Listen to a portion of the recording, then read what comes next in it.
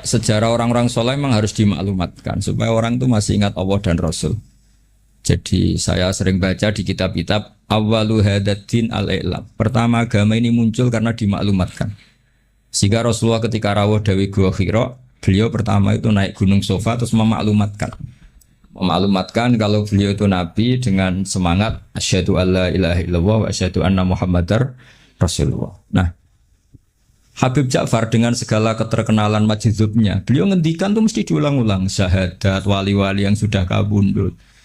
Mungkin kalau Anda dengarkan itu mungkin biasa. Mungkin karena tidak wali itu yang jelas itu. Kedua ada ahli fikih. Tapi kita-kita yang ahli fikih itu ngerti. Wali-wali yang sudah kabundut kalau nggak disebut lagi ya lupa, apalagi artis. Cuma Habib Ja'far caranya seperti itu. Beliau sering memberi hadiah Fatihah. Karena orang sekarang itu belanja demi belanja gambarnya artis, lihat film dan apalnya tokoh-tokoh film sampai yang di luar negeri juga hafal. Tapi wali-wali yang sudah kabudut dah hafal. Nah, semangat beliau menyebut itu tuh ada filosofinya. Itu yang nggak wali pasti tidak paham, yang nggak ahli fikih yang nggak paham, malah gremeng kadang. Bulan baleni maksudnya ini serabakat soleh lah yang seperti ini, semoga tobat kan. Jadi itu ada teorinya. Quran sendiri ceritanya juga yang diulang-ulang. Jadi itu ada filosofinya. Itu kan sama dengan semua kiai meskipun monoton selalu bilang wa ala alihi wa sahbihi ajmain. Kata ajmain ini penting karena ciri khas ahli sunnah itu menghormati semua sahabat. Kata wa alihi juga penting karena ciri khas ahli sunnah itu menghormati alun nabi. Makanya kata Basim Asy'ari wa nuhibbu ahlal bait wa nu'azzimu ahlal bait wa nu'azzimu jami'a ashabi Rasulillah. Ciri khas kita ahli sunnah adalah menghormati ahlul bait, memuliakan ahlul bait dan menghormati semua sahabat. Jadi kalimat ini seakan-akan diulang-ulang wa ala alihi washabihi ajmain, tapi ini maklumat sebuah akidah, maklumat sebuah ciri khas. Lah nanti kalau bangun makom juga diniati gini, ini maklumat bahwa bangsa kita menghormati wali, menghormati habib, bukan gagah-gagahan terus seperti itu ndak. Ma'adzallah min dzalik itu ndak akan, tapi sebagai ikon kita bangga, kita tabahi kalau dalam bahasa Arab dengan eksistensi Habib Ja'far.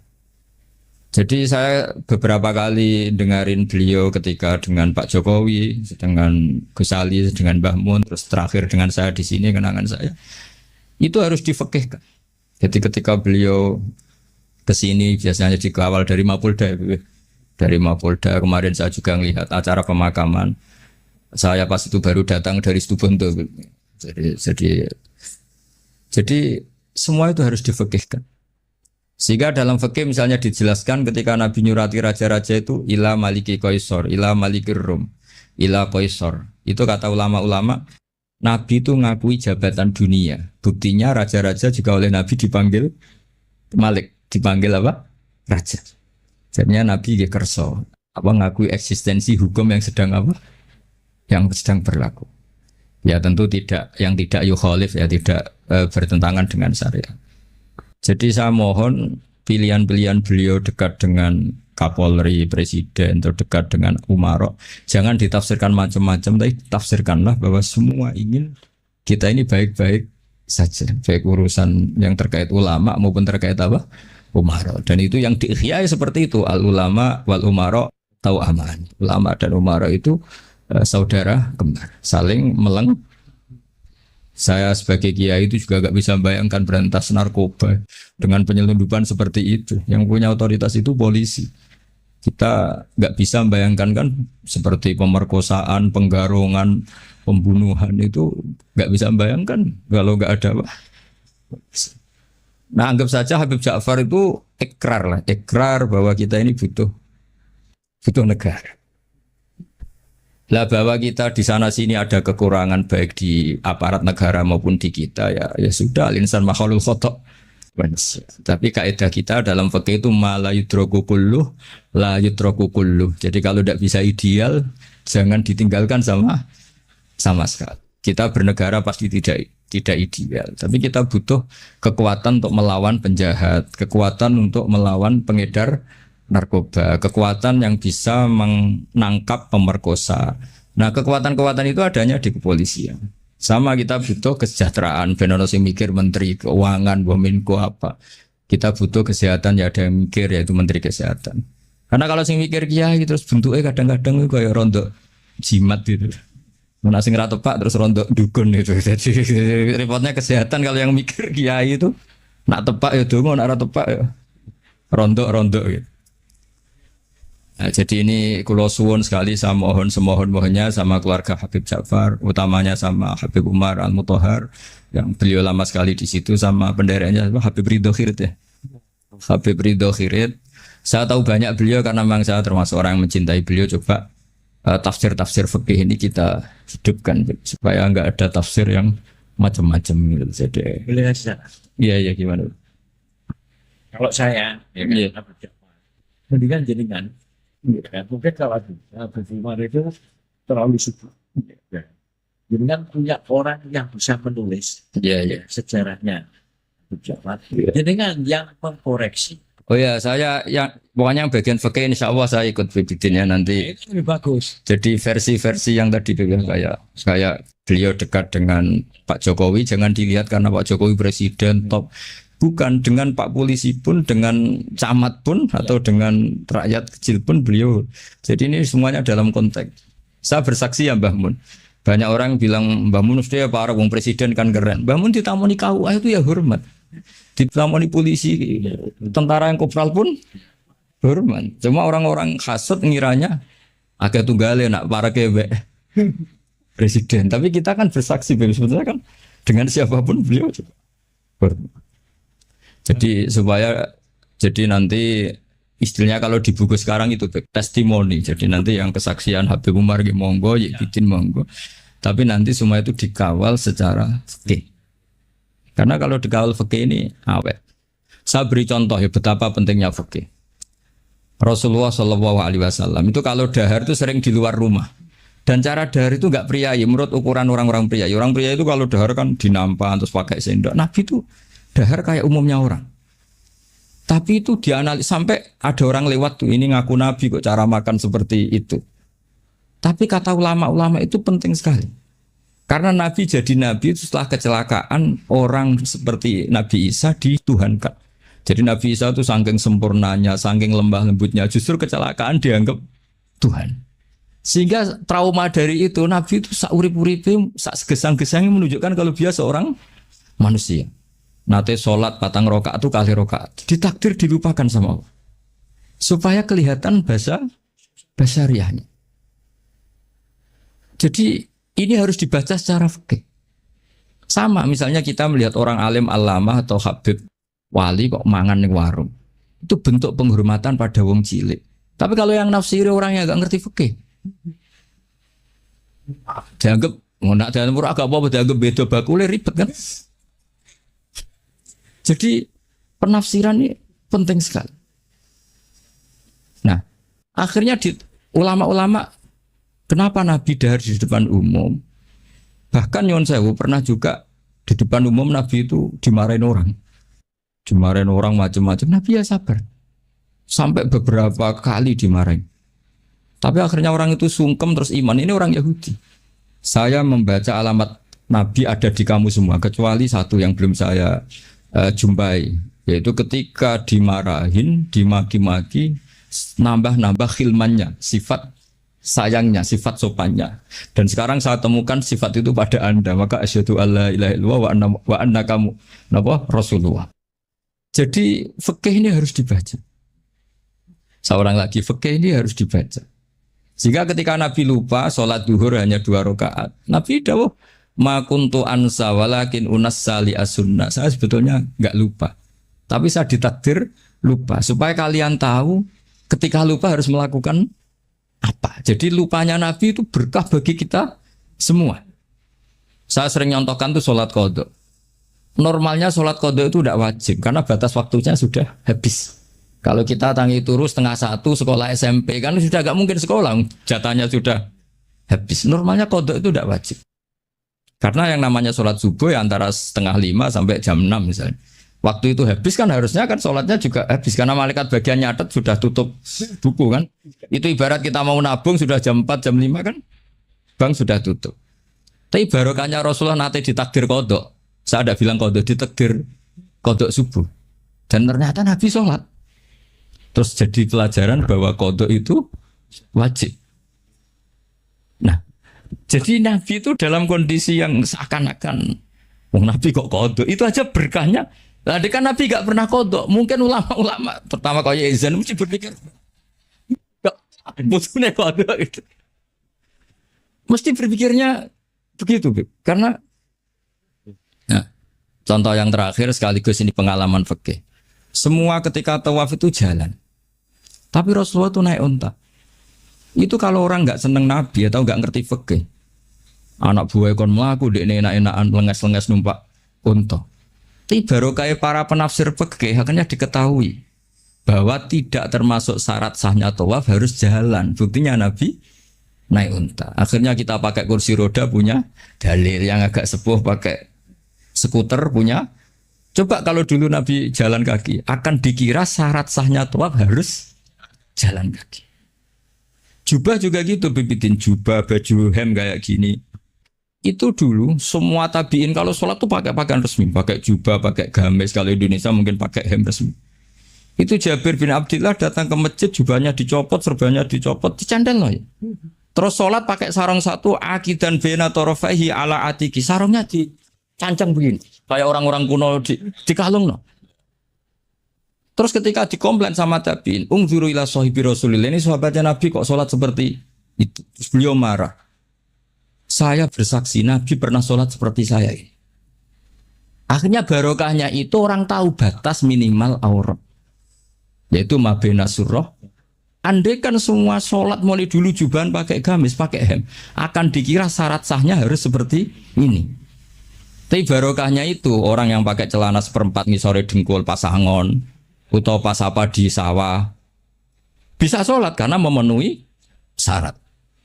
Jadi itu hebatnya Rasulullah SAW. Jadi ketika beliau dengan standar gamis imamah yaitu kondisi terbaik karena pakai pakaian ketika pakai sarung diikatkan juga kondisi terbaik karena itu maklumat ilmu bahwa ini standar minimal untuk satrul aurah. Itu hebatnya Nabi. Pas pakai pakaian resmi ya adnal halat, pas pakai pakaian paling minimal juga a'lal halat. Jadi kemana pas pakai a'lal halat ya a'lal halat, pakai adnal halat juga a'lal halat. Jadinya Nabi ketika pakai kamis, pakai imamah juga kondisi terbaik karena pakai pakaian. Ketika Nabi hanya pakai sarung satu dan menutupi aurat juga kondisi terbaik karena sebagai maklumat secara ilmu bahwa itu batas. Jadi apa? Nabi ketika sholat juga kondisi terbaik. Ketika dahar juga kondisi terbaik karena dahar Nabi memaklumatkan aku ini mau terima Nabi ora pangeran. Nah, jangan sampai Nabi dahar terus Nabi kok begane ngemil, itu tidak bisa. Nabi dahar sekaligus memaklumatkan nafyul uluhiyah bahwa saya tidak Tuhan karena Nabi jadi Nabi setelah Nabi Isa. Nah, di sini hebatnya Quran ketika nyifati Nabi era Rasulullah, wa ma arsalna qablaka minal mursalin illa innahum la yaquluna ta'ama wa yamsuna fil aswaq. Jadi makanya saya sering dengar Habib Ja'far kecilnya sering main layangan, sering dolanan ayam. Itu menurut saya filosofinya orang tuh tidak perlu bagian nunggu punya alpat tabungan miliaran. Cacile dolanan pitik ya wis seneng. Butuhe dunya ku syukur, syukure dolanan pitik ya dolanan pitik. Tapi nek iso judu. Intinya itu bisa kok ditafsirkan secara Nabi itu kalau ada sahabat dolanan manuk ya seneng. Ya Umair mafa'alan nughair cum manuk piye cum. Kota cilik itu. Jadi cobalah ini ditafsirkan tadi secara fikih supaya hal-hal yang basyariah itu menjadi makna yang luar biasa. Ya, kayak tadi Nabi itu menunjukkan basyariahnya. Tapi itu bagus karena beliau jadi Nabi setelah Nabi Isa yang gara-gara pesonanya terlalu magis bablasan dianggap Tuhan. Tapi Nabi enggak, kayak umumnya orang. Dahar ya kayak umumnya orang, cara berpakaian ya kayak umumnya orang. Kadang-kadang ya dineng bojone sak wulan, macam kayak umumnya orang. Masyhur itu Nabi. Ini amang kesuwen ya setahun nih. Setahun kesuwen ya ono riwayate. Jadi saya ingin lah. Makanya beberapa ulama setiap nulis sifat wajibnya Nabi itu mesti apa? Sifat wajibnya papat, misalnya mukhalif papat, mesti menetapkan satu sifat jaiz. Ini ku al-a'rad al-basyariyah. Nabi juga punya sisi kemanusiaan. Tapi ini menjadi luar biasa karena bentuk perlawanan terhadap nafyul uluhiyah, bahwa seorang nabi nggak boleh dituhankan. Ini penting sepenting-pentingnya. Makanya ketika Nabi wafat, saya ulang lagi, ketika Nabi wafat, itu Sayyidina Umar kurang dekatnya sama Rasulullah, kurang pinternya Sayyidina Umar. Ketika Nabi wafat gak terima dia. Mangqala inna Muhammad qad mata qata'tu unuqah. Siapa yang bilang Muhammad mati tak bunuh. Innama huwa yunaji rabbah kama yunaji Musa rabbah. Beliau sedang munajat. Marah-marah. Lah orang mau gak bilang kabudut gimana? Nyatanya cara lahir kabudut. Akhirnya Abu Bakar datang, terus Umar dileraikan dengan dibacakan ayat afa immata wa ma Muhammadun illa rasul qad khalas min qablihi rusul afa immata au qutilang qalabtum. Jadi ketika Nabi kabundut dengan cara yang wajar, itu juga mendapat derajat yang setinggi-tingginya karena itu bentuk maklumat juga bahwa beliau adalah tidak Tuhan. Andai kan Nabi kabundut kayak Nabi Isa diangkat ke langit, juga bisa saja jadi tragedi di Tuhan dan beliau itu orang paling nggak ingin dituhankan. Jadi semuanya ini spesial itu. Apa semuanya ini? Jadi yang biasa saja itu spesial. Nah, tapi ini kalau yang ngendikan tidak ahlul fikih, tidak ahlul hadis. Nabi kok kabudutnya biasa sih, sakjane keren diangkat ning langit kok Isa. Lha iki umat yang perlu ditobatno, paham nggih? Justru Nabi kabudut biasa ini menjadi luar biasa karena di situ tidak terjadi nafyul uluhiyah. Jadi begitu juga nanti tentang Mbah Mun, Habib Ja'far, Mbah Arwani, Mbah Munawir, tokoh-tokoh yang basaria ini harus dijadikan ahwal yang luar biasa. Jadi misalnya kancanan wong cilik ya bentuk penghormatan pada wong cilik. Kancanan wong gede ben ora hasud. Kadang ya ana wong gelem kancanan wong cilik tok ora gelem kancanan wong gede. Dikira zuhud aroi jebule hasud. Banyak enggak yang seperti itu? Banyak banget tuh. Ada sing kancanan wong gede tok mau wong cilik. Ya ternyata sombong betul. Lah ini beliau-beliau ini teladan betul. Jare Habib Bidin ya Ja'far dolanan manuk perkutut ya suwen, dolanan pitik ya suwen. Artinya beliau-beliau itu orang yang gampang syukur. Orang kok senengnya ketika di istana saja tuh ketemu presiden saja, enggak. Ya jadi kalau suwun nanti saya ikut bantu testimoni ya. Saya itu BBA yang spesial fikih lah ya. Jadi supaya sesuai porsi masing-masing. Jadi nanti Habib Umar sesuai pengalaman beliau, itu juga Habib Ridho Khirit pengalaman beliau, nanti Amang juga bantu terutama ya Bidin. Dari saya mohon semohon-mohonnya semua ini ditafsirkan menurut kapasitas fikih menurut kapasitas fikih. Karena perilaku Rasulullah SAW andai kan tidak ditafsiri fikih yo repot. Misalnya tak ceritani donga mara kuburan ya barokah rodok suudzon. Nabi itu giliran di Aisyah keluar. Karena garwane Nabi banyak dan yang cantik juga banyak, ada Zainab, ada Sofia. Aisyah itu cemburu, ditututi pikirannya itu ke yang lain. Ternyata Nabi itu mau bagi. Semua bagi terus Nabi ngintikan assalamualaikum darokah. Jadi itu riwayat berdasar cemburu, berdasar rodok suudzon. Tapi barokah itu ada riwayat assalamualaikum darokah mukminin. Terus akhirnya Aisyah balik, oh jebule ngono to, ya sik aman. Jadi sholat tahajud juga gitu. Betapa Rasulullah itu orang yang luar biasa. Ketika sare jatah yang Aisyah, kenangannya Aisyah hatta massa jildi jildah. Tapi Aisyah yang cantik itu perawan. Aisyah itu saya senang sekali ketemu engkau. Corong Jawa lagi seranjang dengan beliau. Tapi apa pamitnya Nabi? Zani putune kudu niru ya kowe. Dari ini ata'abbadu li rabbi. Aku keiha, aku tak ambek pangeran. Dari ini ata'abbadu li rabbi. Terus sholat. Ya dikira Aisyah sholatnya rakaat. Ternyata sholat tuh sampai subuh. Padahal ngarepe Aisyah, ngarepe Saudah banyak penafsirnya. Ini di depan Aisyah. Dan pas rukun, perlu dicatat pas rukun. Nah sama tahajud kan pas dineng. Sekali rukun serang arah tahajud kan. Ini pas apa ya? Pas rukun. Pas Aisyah, tidak Saudah. Mana Aisyah terus entek. Aku sing ayune ngene ditinggal sholat asik sampai subuh. Makanya protes deh. Ngapain kok begitu ya Rasulullah? Waqad ghafara wa laka ma taqaddama min dzambika ma.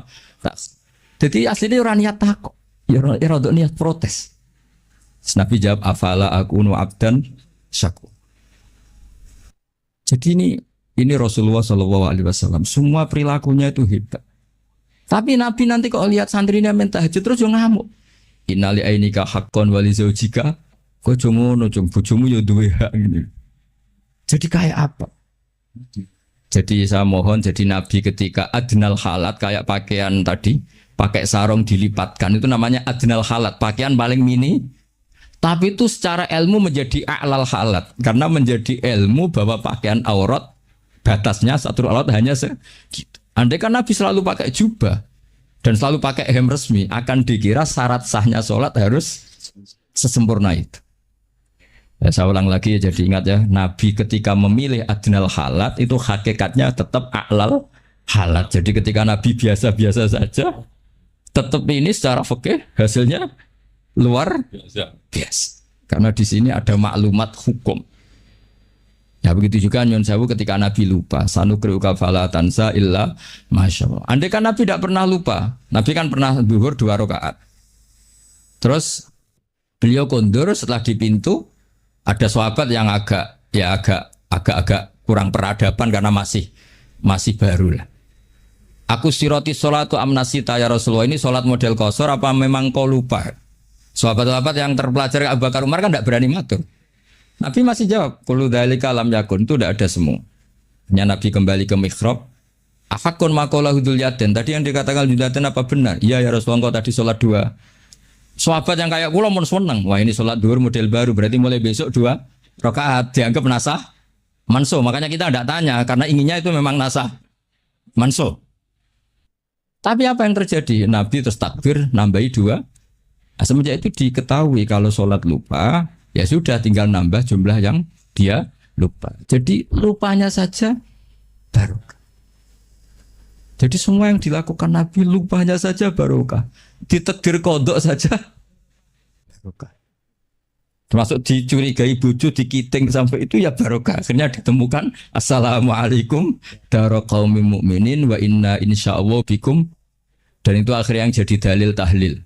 Saya punya kitab namanya itu Tajul A'ros fi Qutbi Habib Soleh bin Abdillah Al-Attas. Itu diantara dalilnya orang tahlilan atau baca Quran di kuburan. Itu dalilnya itu hadis itu. Hadhihi kalimatun ghairul Quran. Ini kalimat tidak Quran, yaitu assalamualaikum daraqaumim. Dan kalimat ini tanfaul mayyita.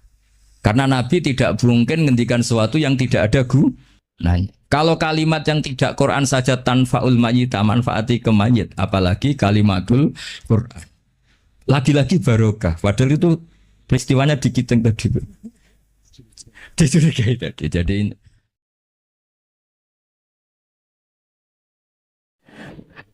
begini. Suatu saat Nabi Ibrahim didatangi malaikat Israel, mau dimatikan, nyawanya mau diambil. Kata Ibrahim, kamu siapa? Saya Israel. Mau apa? Nyambut nyawa Anda. Jawabnya Ibrahim, kamu tahu saya siapa? Saya ini Khalilur Rahman. Wahal ra'aita khalilan yumitu khalilah. Masa kekasih bunuh yang dikasih? Ini enggak masuk akal. Ini mesti kamu salah. Israel, kamu pasti salah. Ya mungkin saja karena enggak pernah ngaji di pelosok. Malaikat Israel enggak pernah ngaji berat puasa. Jadi mungkin salah. Enggak pernah ngaji ihya, apalagi khataman. Kalau sampean khataman tidak pernah ngaji. Itu lebih buruk lagi, itu buruk sekali. Itu buruk sekali. Itu menurut saya itu kredit, itu bahaya itu. Nanti saat tes, saya itu khatam ihya setengah hafal. Artinya kalau sampean macam-macam tak tes. Saya pernah khatam ihya, pernah tak maknani sendiri, pernah tak maknani pakai ithaf. Terus ditambah khataman sama Mbah kula niku Gus Kausar. Jadi pengetahuan tentang ihya saya itu sempurna, sangat mendalam, sangat sempurna, berakhir di sini tadi itu. Tapi ketika Israel begitu kan bingung Israel. Jadi malaikat itu ya boleh bingung ya, sebenarnya banyak malaikat bingung. Tidak manusia toh, malaikat bingung juga banyak. Akhirnya Israel datang. Matur teng Allah, ini gimana ya Allah? Kata Khalilukar Rahman Ibrahim gini. Kata Allah, bilang saja begini. Wahal ra'aita habiban yakrahu ayyalqa habibah. Mosok kekasih ketemu sing dikasih gak siap. Itu logika apa? Ini gue fasul masail bisa. Akhirnya Israel bilang, Kata Allah begini logikanya. Takbirnya begini kalau dalam fasul masalah itu.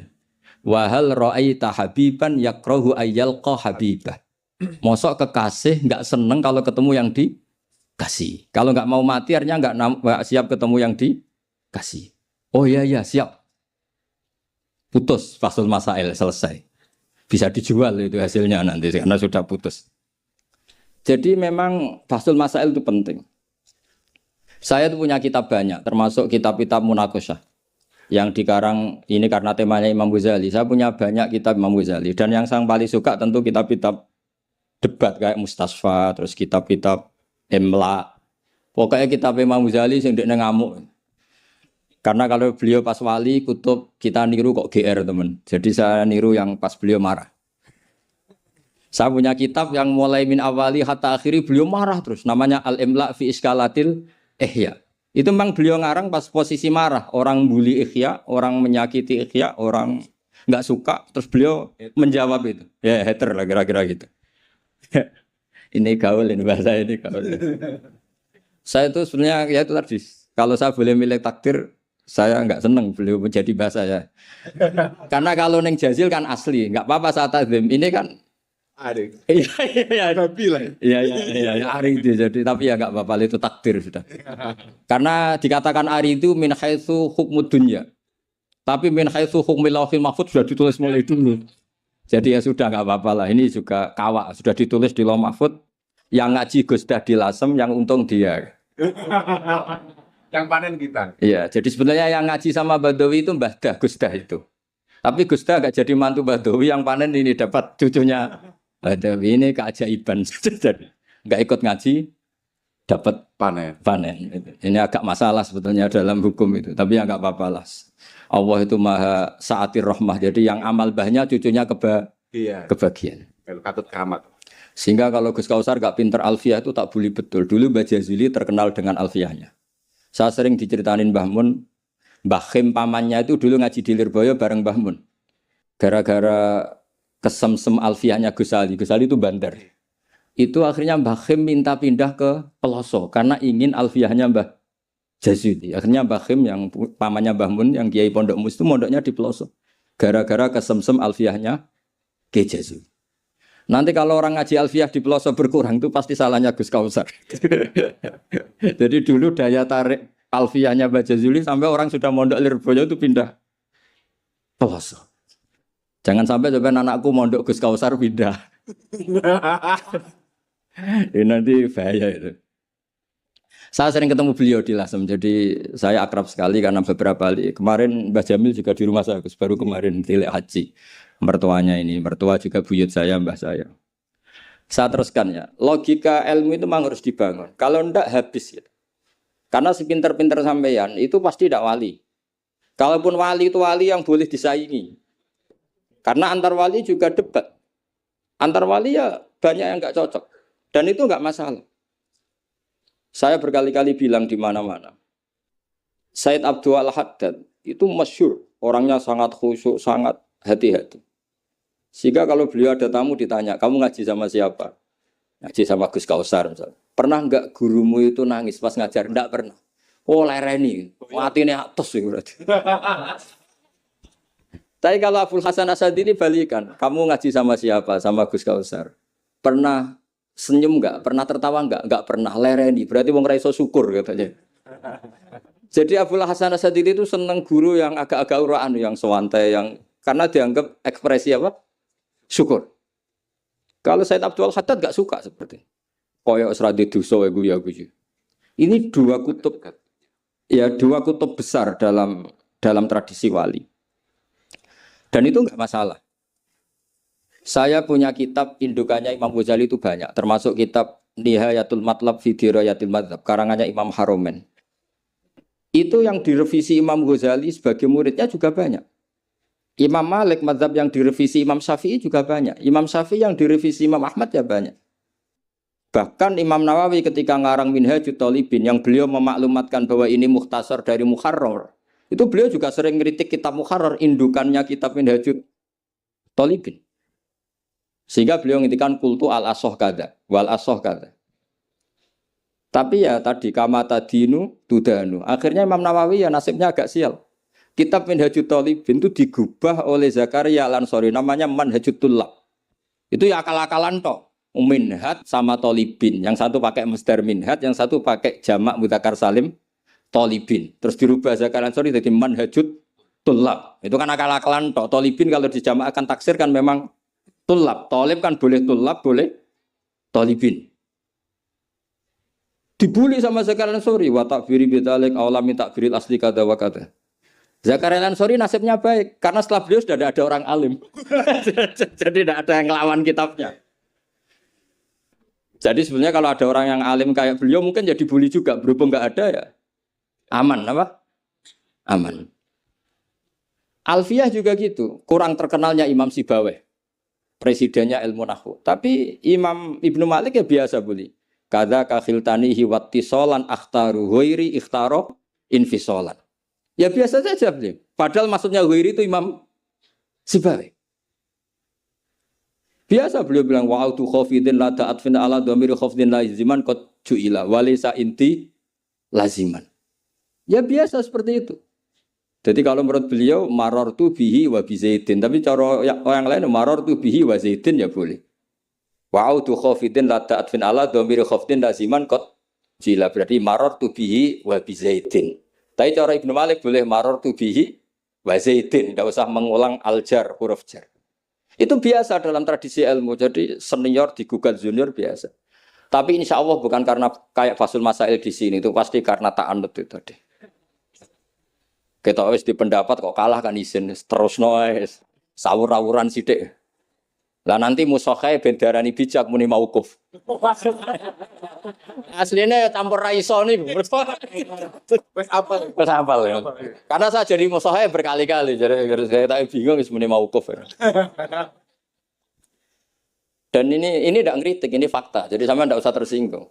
Tersinggung malah beneran orang udang menang. Kalau ini udang mriki mboten pati ikhlas gara-gara sesuk kalau teng Sedang. Gara-gara jual nama Gus Kausar. Waduh. Sekolah nu pengapesan pernah sepuh. Apalagi kemarin ya sering lah saya ketemu beliau di Mbah Jamil. Kalau di sana menang saya karena saya Sibul Bet. Pernah callnya Mbah Hamid, mertua beliau yang isi saya. Beliau mustame'. Ini takdir karma tadi. Itu bisa diviralkan. Gus Bak ngaji Ihya sama Gus Kausar.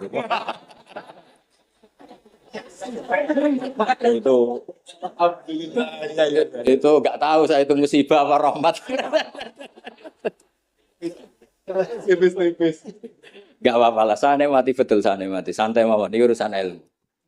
Kenapa ilmu itu harus digugat? Karena selain masalah usuluddin, ya selain masalah usuluddin dan ya, hal-hal yang mujma' alaih atau muttafaq alaih dalam fikih itu memang potensinya tidak. Asal yang gugat orang alim loh ya, jangan sekedar dosen, ora iso ngaji, mesti dosen tertentu ora iso ngaji, iku ora istihad, iku ngawur sini. Istihad itu harus orang alim, alim itu apal Quran, apal ribuan hadis, apal kutubus sittah, terus khatam Ihya, maksudnya khatam dari awal ngaji sampai akhir. Kalau perlu khataman Ya, ini khataman namanya bukan khatam Ihya. Wah itu jelas. Lo ora percaya tak tes. Ayo ini khataman apa khatam? Oh, langsung khataman. Tes betul. Saya sinau Ihya itu pernah ngaji sama Mbah Mun, pernah tak manani pakai pikiran saya sendiri. Terus tak ulang lagi tak manani pakai pikirannya Said Zabidi, kitab Ithaf. Dan kita punya sanad dengan Ithaf itu dekat sekali. Ya sama lah, saya jenengan sama. Karena misalnya saya, Mbah Mun, Mbah Zubair, Ki Fakih Mas Kumambang, Mbah Mahfud Termas, Ki Mahfud, Ki Abdullah, Ki Abdul Manan. Abdul Manan yang mbahnya Mbah Mahfud itu mulazim sama Said Zabidi, Sohibul Ithaf. Namanya Said Murtado Az-Zabidi. Jadi sanad kita dengan beliau itu dekat sekali. Ya itu saja misalnya. Ya sama lah sanad saya Peloso Lirboyo kan sama. Sebagian tetap lewat Mbah Hasyim. Biasanya nak syarat jalan pintas lewat Syekh Yasin bin Isa Al-Fadani. Tapi ku ijazah amah. Sebetulnya keren sanad mulazamah yang ngaji min awali hatta akhiri. Kalau ketemu beliau kan musim haji, ajastukum qabilna. Repot. Ya itu ya bagus lah untuk ijazah, tapi terus ngaji kitab opo. Kadang memalukan gini. Misalnya di pondok ngaji Mbak Ustadz Iqbal Jurumiyah. Imriti sama Ustadz Nasor Imriti. Bareng kenal Syekh Yasin bin Isa, mosok jurumiyah ngajine mbek Syekh Yasin, nek sakake Syekh Yasin. Sanatem jurumiyah konti, kok Syekh Yasin. Kebayang enggak Syekh Yasin maca jurumiyah? Mergo apa ngaku muni sanate ning ndi? Ning Ustadz Iqbal. Ustadz Iqbal saiki alumni pondok ngojek. Sing murid dadi kiai. Yang muridnya dadi kiai kan isin nak sanate itu Ustadz Iqbal karena jadi Ustadz zaman di pondok pulang sudah ada jadi. Menurut saya itu keangkuhan harus kita sebut. Saya dulu ngajinya sama Ustadz Iqbal. Meskipun sekarang sudah ada Ustadz tapi ngajinya sama Ustadz Iqbal. Karena langsung bilang saya Yasin. Yang percaya siapa? Kebayang nggak saya Yasin ngorek jurumiyah? Nggak kebayang nggak saya Yasin? Sesuai kamu ijazah mabadik fikih juga sama saya Yasin. Sesuai primbon juga sama saya Yasin. Mbok orang itu punya akhlak sidik loh. Utawa Mbak Kobilna gak ngerti ijazah apa. Ijazah apa ya? Iya, pokoknya acarane ruame ngono tok ana. Dikai mangan ngono tok kenangane. Itu lebih buruk lagi. Nah ini bukan gojlok, ini ngamuk, jadi ini asli. Kalau gojlok masih baik. Jadi saya ingin sekali sanad itu terjaga. Kalau ngaji ya min awali hatta akhiri. Saya punya kitab karangannya Syekh Mahfud, sanad beliau. Al-Mustafid lima alam minal asanid. Itu kalau cerita ketika ngaji sama Syekh Mbah Soleh Darat. Hador tu indahu tafsirul jalalain marroten. Itu min awali hatta akhirihi. Ketika beliau cerita ngaji sama Syekh Abi Bakar Sato. Hador tu indahu al-Bukhari min awali hatta akhirihi. Terus wafatani babu kada wa kada. Yang enggak ngaji juga dihitung. Terus yang ketika bab yang fatani itu saya ngaji lagi sama Syekh ini. Termasuk sama mbah-mbahnya Habib Anis. Namanya Muhammad bin Husain Al-Habsyi. Karena sanad kita pasti ketemu semua di Sayyid Zaini Dahlan. Jadi yang solo Habib Anis kan Anis bin Alwi bin Ali. Yang punya simtut Durar. Ali ini bin Muhammad ya bin Husain. Nah, itu juga mufti Syafi'iyah. Jadi insya Allah sanad seluruh Indonesia itu sama. Termasuk sebetulnya Muhammadiyah. Tapi Muhammadiyah kan terus man ba'dahu ini terus ngaji. Man ba'dawi setelah siapa itu? Mbah Dahlan dodak ngaji. Sebenarnya sanadnya sama. Dulu Mbah Dahlan itu yang ngajinya bareng Mbah Hasyim. Yang Mbah Hasyim lebih mulazamah ke Syekh Mahfud. Sing Mbah Dahlan lebih mulazamah ke Syekh Khotib Minangkabau. Syekh Khotib Minangkabau terlalu modern. Beliau berafiliasi ke gerakan Muhammad Abduh. Jadi agak-agak sudah tahu gerakan Ikhwan. Sehingga Mbah Dahlan pulang ke Indonesia dengan gaya reformis. Yang Mbah Hasyim tetap mengikuti tradisi salaf karena beliau lebih terbentuk oleh Syekh siapa? Mahfud. Kita tahu Syekh Mahfud itu adalah murid Sayyid Abi Bakar Sato. Abi Bakar Sato itu kalau Jawa itu kira-kira ruju lah. Itu yang barep namanya Umar Sato. Sayyid Umar Sato itu yang gurunya Mbah Mat, mbahnya Mbah Mun. Mbah kandungnya Mbah Mun dari ibunya namanya Ahmad bin Syu'aib. Itu dulu mondok di Mekah muridnya Sayyid Umar Sato. Dan itu beliau nggak pernah ngajar kitab besar, nggak pernah ngajar Ikhya atau kitab-kitab besar. Beliau mau ngajar kitab yang bisa dihafalkan. Jadi kalau muridnya nggak sanggup muhafadzah, nggak mau ngaji beliau. Makanya kita ini wajib menghafalkan, itu sebenarnya ya korban dari tadi. Jadi muhafadzah itu bagian dari itu. Tapi ini korban baik, tentu korban baik. Cuma kritik saya pada pondok-pondok, itu muhafadzah sekarang itu menjadi syarat kenaikan kelas. Dulu itu enggak, muhafadzah itu syarat menjadi orang alim. Sekarang enggak alim pun yang penting muhafadzah. Akhirnya banyak yang hafalannya alfiyah hafal tapi ora paham alfiyah, sing paham ora hafal. Karena biasanya wong paham itu kan banyak analisis. Nah, saya termasuk yang bejo ya paham ya hafal. Ini syukur. Tapi saya harus lebih syukur Gus Kausar. Karena tadi wis paham apa yang ngaji abu, jadi ini masih kalah saya. Saksinya banyak lagi pas ngaji. Dulu Gus Kausar pas di dalamnya bangun bilang saya gini, Gus kalau pengen ngaji jenengan, saksine mau sitok, ini pas aku ngaji ini saksine wakil. Jadi untung beliau di bangsa. Tapi tidak apa-apa, saya ikhlaskan itu bahasa saya aman. Ilmu itu harus dikritik, sehingga dulu Ulama itu biasa tadi, saya contohkan dari Alfiyah ya, karena yang identik dengan Mbah Jazuli. Ibnu Malik itu muridnya Imam Sakhawi, beliau ahli qiraah sab'ah. Imam Sakhawi itu muridnya Imam Syatibi. Kita tahu Imam Syatibi terkenal sekali dalam dunia sab'ah. Kan Nawawi fil fikhi kira-kira. Karena yang bisa menerjemahkan sab'ah populer itu Imam siapa?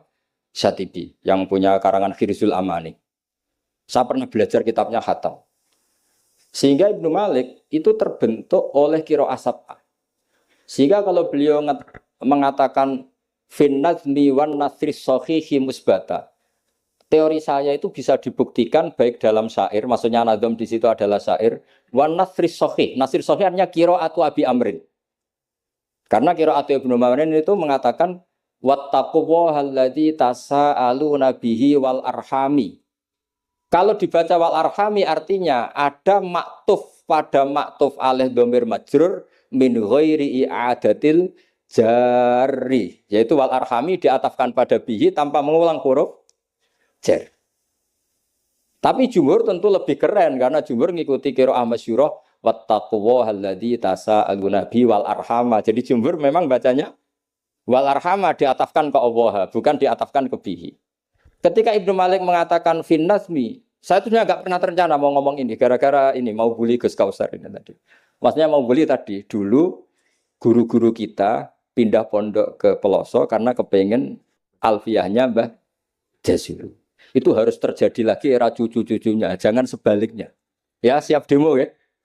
Gak wani nah santri Peloso pasti. Walat.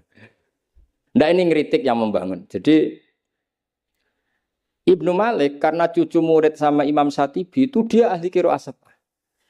Sehingga bacaan-bacaan di sab'ah itu yang menjadi dalil beliau ketika punya rumus nahwu.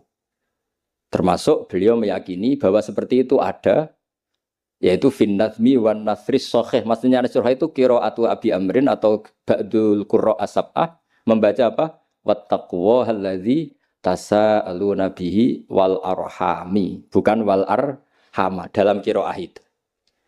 Sehingga sebetulnya kalau bicara sanad itu tidak ada ilmu yang asing. Ya tadi karena bapak saya hafid, bapak saya ini teman abahnya ini. Bapak saya dulu akrab sama Gus Mik, Gus Dah. Beberapa kali putranya Gus Dah lahir itu yang semaan bapak saya. Bapak saya itu hafal Quran. Makanya saya ketiban barokah beliau saya juga ngapalkan Quran mulai kecil. Terus saya sambil ngaji di sarang. Jadi saya termasuk wong bejo. Jadi ngaji fikihnya di sarang. Terus saya punya tradisi keluarga Quran karena buyut-buyut saya dari ibu itu semuanya keluarga Quran. Yang dari bapak itu keluarga ahli tirakat. Jadi cara kalau daftar wali insya Allah cepet. Karena mbah saya dari bapak itu tidak pernah keluar dari kamar.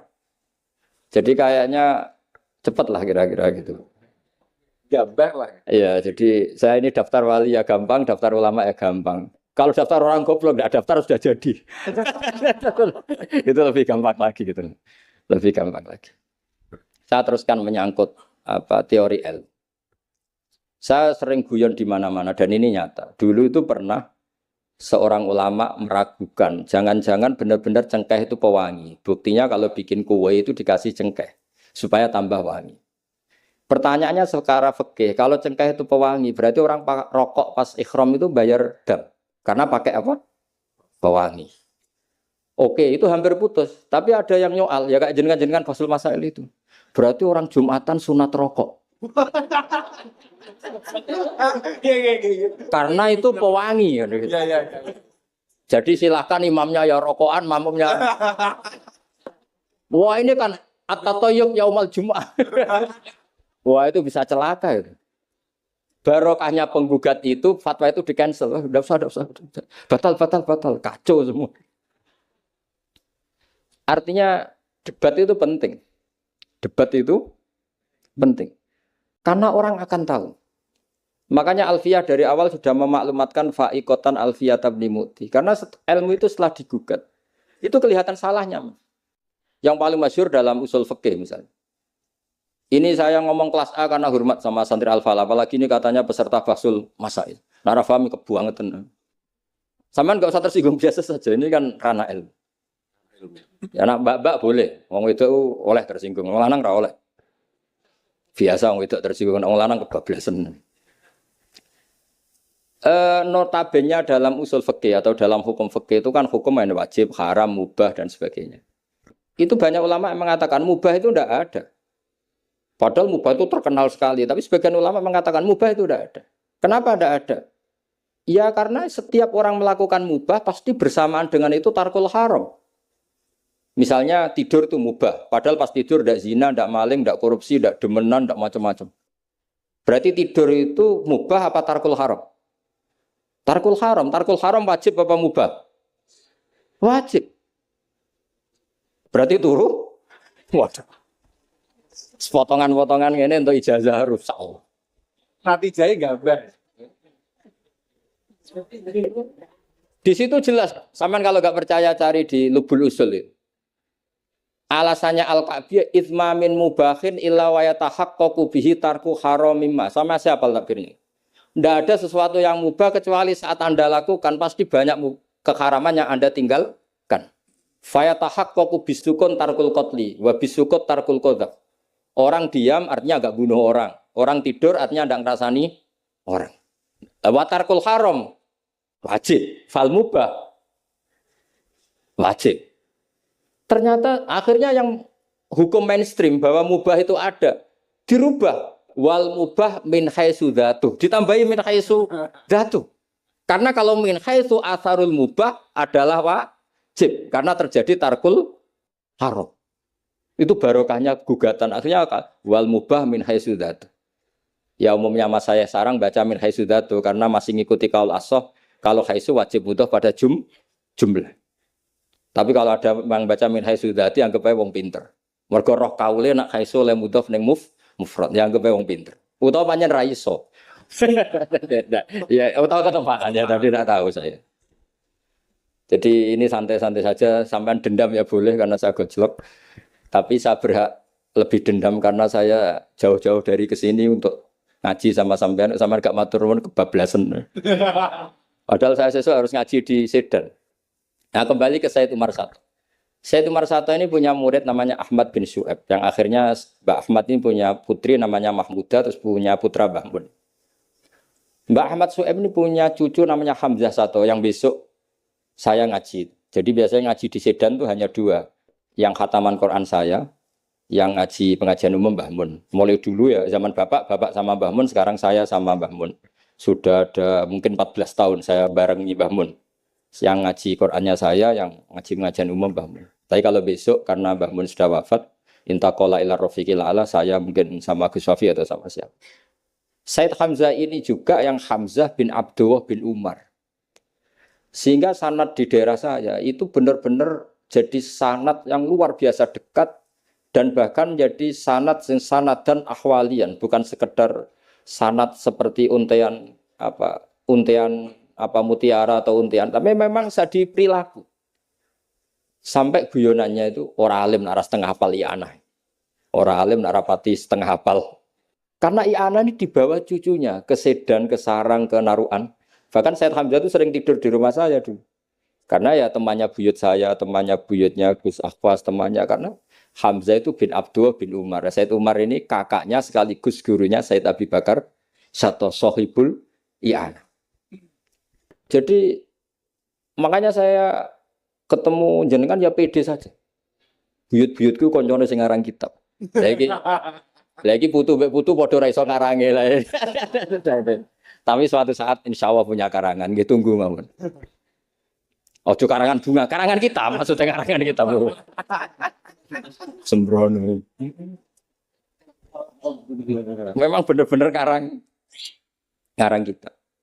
Nah, kenapa ilmu itu butuh digugat? Kalau ndak ya habis kita. Misalnya kitab Takrib itu mengatakan mabit bimina Musdalifah sunat apa wajib? Sunat. Fathul Qorib membenarkan yang benar adalah wajib. Padahal kitab kecil. Karena Fathul Qorib itu nyarai Takrib, kitabnya mau kecil. Itu aja sudah ada gugat menggugat. Apalagi Bahsul Masa. Gue tak berus pirang-pirang dino nganti runtusan, jebule keok. Kan yo isin. Cara saya memang harus ngerengel itu satu-satunya acara ini kan harga diri. Apalagi di daerah santri ini kan isen gitu. Wah isen polis. Lah musuhnya yang bijak adalah yang memutuskan mauquf. Makanya kalau Mustafa bilang mau kok, kemungkinannya dua. Kalau nggak bijak ya panjang ra paham. Karena masalahnya mustabih, kayak iya kayak tidak. Nggak apa-apa. Nggak paham itu bagus kok. Kalau memang masalah itu sulit, bagus nggak paham. Kalau sulit kok memaksa paham, ya bebo paham. Saya punya sekian contoh ya, perdebatan ulama. Saya punya kitab namanya itu Al-Ghiyasi. Fil Tisamid Zulam, karangannya Imam Haromen. Saya juga punya kitab Nihayatul Matlab fi Dirayatul Madzhab. Saya juga punya kitab disertasi doktor profesor cucunya masih keluarganya Syekh yang di Syria. Namanya Adib. Niku nulis disertasi doktoral tentang Imam Haromen. Itu luar biasa. Ternyata saya cek isinya Ihya sama Imam Haromen fil fikih, tentu fil fikih karena selain fikih Imam Ghazali itu tidak nginduk Imam Haromen. Sudah saya katakan tadi, fit tasawuf nginduk kutil kulub, fi manaqibil akhyar nginduk kitab apa? Khilyatul Auliya. Dan memang kitab itu harus nginduk supaya muttabi. Itu misalnya fikih begini, pertanyaannya fikih begini. Lauto bakot dunya al haramu. Lalu kita gimana? Semua dunia ini haram. Lalu orang Islam harus bagaimana? Pilihannya hanya dua. Kamu makan berarti memakan barang haram. Atau tidak makan, kemudian makanan itu dipakai taqawi ahlil fiski atau taqawil fusak li fiski. Itu debat. Sampai saya saking lamanya belajar, sampai saya sholat hajat ingin paham. Dan akhirnya paham. Dan ini karena ini lembaga Fathul Masail, silakan Anda uji pendapat saya. Anda boleh tidak cocok, tapi kualat, mesti tak jamin kualat. Karena mikir saya sudah lama dan sudah saya konsultasikan sama Allah lewat istikharah. Sampai dadakan gugat, oh mesti kualat. Nah kalau gak kualat berarti podo alime lah gitu kira-kira. Enggak, misalnya gini, saya misalnya ini contoh. Zaid itu fasik. Fasik punya uang 1 juta. Saya ulang lagi, Zaid itu fasik punya uang 1 juta. Delalah pas ketemu Gus Kausar karena melihat wajhul alim itu barokah, delalah itu. Kepikiran ngekekno duit nih Gus Kausar. Gus, uang ini untuk jenengan. Loh, saya berkali-kali dikasih orang fasik. Memang khasnya orang alim itu menarik. Angger kira menarik berarti taqabbalallahu minna itu. Saya sering ketemu orang, loh betul. Orang bulat-bulat yang tobat karena ngaji saya itu banyak. Padahal ya enggak ketemu. Kadang lewat YouTube, saya itu berkali-kali orang mau tobat itu. Jadi kalau orang kok dengar suara orang alim tidak tobat itu ya masalah. Yang masalah yang alim itu. Iya, agak masalah itu, agak masalah. Banyak yang tobat. Saya cerita ini bukan cerita tentang saya, tentang barokatul ilm. Jadi ini bukan urusan ujub takabur, tapi tentang barokatul ilm. Kayak tadi saya cerita barokahnya Gus Dah. Akhirnya Gus Kausar yang dapat ning Jasil. Yang ngaji abahnya, Yang panen saya. yang panen Gus Kausar. Semoga nanti diwales. Nanti yang kangelan ini yang panen anak. Tapi ya gak apa-apa, semua anak itu gak apa-apa. Saya ulang lagi ya. Ilmu itu, saya tadi cerita kemana yang apa? 1 juta. 1 juta tadi. Gus Kausar karena sufi, sufi latihan, masih coro wali, masih amatir. Milih dan nerima. Wah enggak, saya ini orang bersih, enggak mau nerima uang dari orang fasik. Kemudian si fasik ini potensinya. Ya wes, tak kena ora gelem, tak nggo demenan meneh, tak nggo judi meneh, atau tak nggo medok meneh. Tapi kalau gelem, bisa saja orang ngomong gini, kiai ketemu wong fasik gerduwe ya gelem. Potensinya ini kan, lah ini wajib mauquf. Kalau seperti ini wajib mauquf kan. Wajib mauquf ini. Kalau enggak mauquf bahaya. Wajib mauquf kan? Karena kalau nerima ternyata kiai itu sang gerduwe wong fasik lah gelem. Tapi kalau tidak menerima kemudian hadzal zalim yasta'inu bihadzal mal li fi'lil haram. Salah kamu kan? Andai kan kamu terima kan dia tidak punya perangkat untuk beli khomer misal atau beli wedoan. Ini bisnis saya beli wedok katanya, enggak tahu saya maksudnya. Tapi gara-gara tidak kamu terima dia cukup punya uang untuk beli tadi yang haram-haram itu. Kamu ikut salah enggak karena menolak? Tapi ketika kamu menerima kemudian orang alim tercemarkan. Wong alim gampang kayak duit meneng. Ayo milih mana? Ayo, silakan dimulai Fathul Masailnya. Ayo silakan. Ayo ini ada mushaf banyak di atas ini. Jawab sekarang apa enggak usah dijawab? Ini masih 5 menit ini. Masih. Apa nih? Mau kok mau. Ada itu kan. Mau kok kata beliau mau. Nah, tapi sebetulnya padanan seperti ini itu ada. Saya tidak bilang jawab loh. Padanan seperti ini ada. Ya misalnya tadi. Ghanimah itu amwalul kufar. Ya gitu aja, tidak usah saya terangkan detail. Ghanimah itu amwalul kufar. Dan namanya amwalul kufar bisa saja mereka dapatkan dan kebanyakan bukan saja kebanyakan dari jual khomer, jual babi, mungkin nyuwun sewu sebagian jual prostitusi, namanya amwalul kufar. Maka normalnya ghanimah itu haram. Karena min amwalil kufar yang notabene pasti materinya banyak yang haram. Sebab itu normal ketika ghanimah itu diharamkan oleh Nabi sebelum Rasulullah Muhammad SAW. Oke, itu fikih pertama. Fikihnya Gus Kausar tadi yang masih latihan tasawuf itu benar. Tapi nyatanya apa yang terjadi? Era Rasulullah Muhammad ghanimah itu dihalalkan. Karena kalau itu dikembalikan ke mereka, pasti yasta'inu nabiha alal ma'asi. Pasti dipakai perangkat maksiat. Makanya ini clear mauqufnya.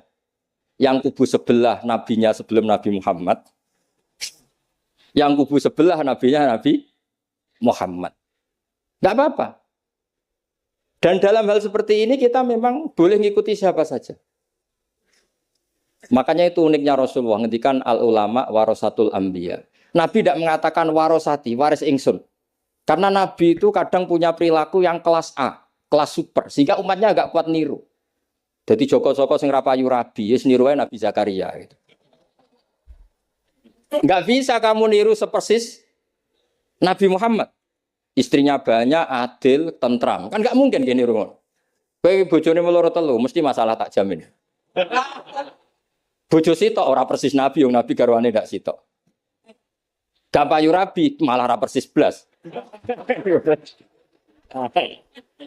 Nah, kalau sudah seperti ini ya sudah al ulama warasatul anbiya. Nah, kebetulan ada nabi yang enggak nikah, yang masyhur Yahya dan Isa. Dan ada ulama kita yang niri itu, Syekh Nawawi. Siapa? Imam Nawawi, maksudnya Imam Nawawi yang ngarang kitab Majmu. Itu enggak nikah. Bukan karena enggak payu, memang enggak nikah beliau. Lalah namanya beliau itu Yahya. Yahya bin Syaraf Zakaria An-Nawawi. Makanya Mbah Mun kalau nerangkan itu nangis. Lah iya. Pangeran cek pinter. Delalah Imam Nawawi jenenge Yahya. Di bapak jenenge Zakaria. Lalah ya ora rabi ya alim. Lah anakku ora rabi tok ndak alim kata bapak. Makanya ini bukan al ulama warosati tapi al ulama warasatul. Ada umatnya Nabi yang kuwereng garis keras. Karena niru Nabi Nuh. Ada ulamanya Nabi yang lunak karena niru Nabi Ibrahim. Makanya ketika menyikapi Asra Badrin, tawanan-tawanan Badar, Rasulullah tanya sama Abu Bakar, ini gimana Asra Badrin? Hum asyiratuk, hum aqaribuk. Ini kerabat engkau, ini sanak-sanak. Ya maafkan saja. Sayyidina Umar. Itu kan orang-orang yang dulu ngusir kamu, ingin bunuh engkau ya Rasulullah. Humul ladzina akhrajuka wa hammu ayaqtuluka kadza wa kadza. Itu kan orang-orang yang dulu ngusir jenengan, ingin bunuh jenengan, ketangkep ya bunuh kok repot. Itu kira-kira Madura ya, enggak tahu saya itu. Ini kan katanya sejawa Madura ya.